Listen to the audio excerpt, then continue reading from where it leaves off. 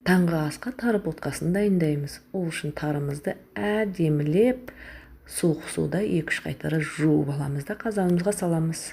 Тарымызды қандай ыдыспен өлшеп алсақ, тура сол ыдыспен 3 рет су құямыз. 1, 2, 3 және шай қасықтың ұшымен тұз салып, 1 ас қасық шекерімізді салып, баяу отта пісіреміз. 10 минуттай. Бірінші қайнаған кезде осындай көбік шықса, ала саламыз. 10 минутта осындай болып суы тартылады. Сонан кейін өшіріп 5 минутқа қалдырамыз. 5 минуттан соң қақпағын ашып, бір шыны сүтімізді құйып, тағы бір бұрқ еткізіп, ботқамыз дайын болады.